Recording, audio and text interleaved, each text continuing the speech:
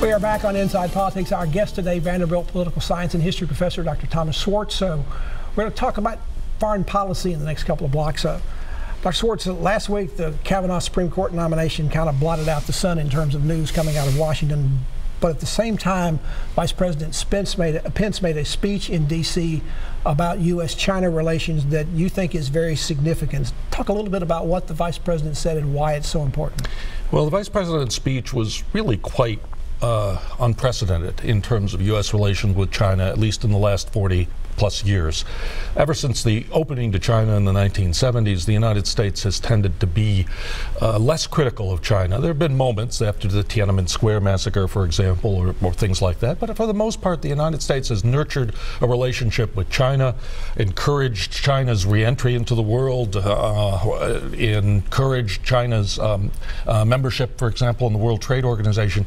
Vice President Pence's speech was very, very critical of Chinese economic practices, political practices, military policies, and it laid down a litany of objections by the United States to various activities that China has been engaged in. We're already in a trade war with China, particularly over tariffs. Is the Vice President's speech an indication that we're in a much broader war with them on other fronts as well, not just trade? It certainly indicated that. It indicated, for example, not just trade, but the whole question of intellectual property has to be resolved, that frustration.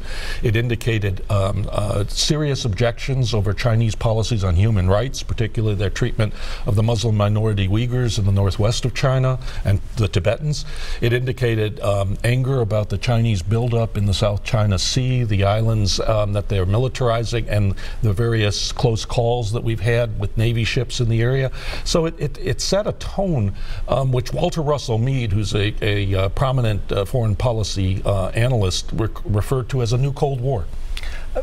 Is there a significance in Vice President Pence being the one making this speech? Wouldn't this normally come from the Secretary of State in an administration, or maybe even from the President himself? I think it is unusual that the Vice President would be given this stature and this particular speech, and you're quite right, this would be much more likely to be a Secretary of State speech, and my own sense of this is it may be also trying to heighten Vice President Pence's prominence within the administration. It may indicate his own increasing influence, and in part I think it may show the desire of the Trump administration to put a stamp on foreign policy now much more particular to its preferences. As it happened in trade, whenever the U.S. reacts and the Chinese reacts, there's a reaction on the other side.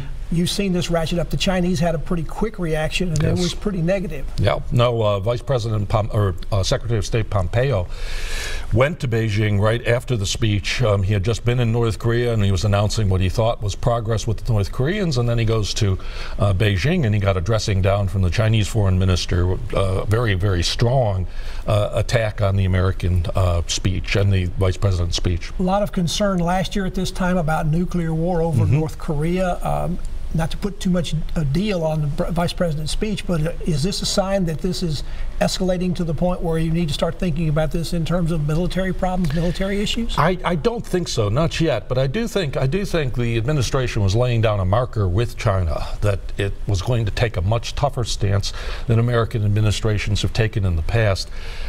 China, some of the things that the Vice President talked about are things that have over time been complained about repeatedly, and the specific example on intellectual property has been a complaint going back many, many years.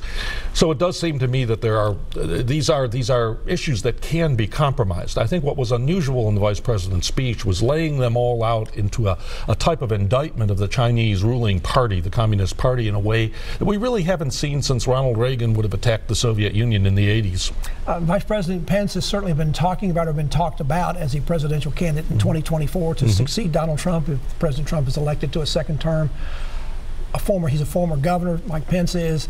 Vice President, we always look for presidential candidates who also have that foreign policy experience. Making a speech like this certainly bolsters his foreign policy resume. So it's important for him from a political point of view, for domestic politics. From a political point of view, I think it's crucial to heighten his visibility, and the administration also sees Pence as very important outreach to the evangelical community and to various parts of the Trump base that he communicates with better, and also in some senses to establishment Washington. Pence is much closer to a lot of establishment Republicans, the sort of Bush Republicans, Romney Republicans, than President Trump is. Did the vice president get a potential rival for 2024? Nikki Haley, who's been the U.S. ambassador to the United Nations, stepped down this week, says she's going to leave at the end of the year.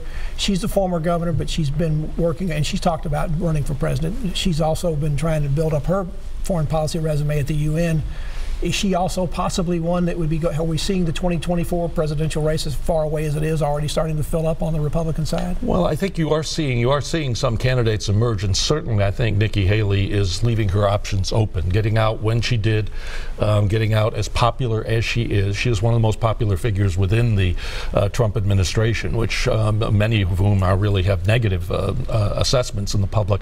So she really has timed it quite well, and she may be looking toward that. I think it'd be interesting to see. She seems to be talking about going into the private sector for a time now and sort of moving back from public life. It'd be interesting to see whether she tries to keep up a public profile in some Professor manner. Thomas Schwartz of Vanderbilt University, history and political science professor, is our guest. We've been talking midterm elections and foreign policy. We'll continue that conversation after this break.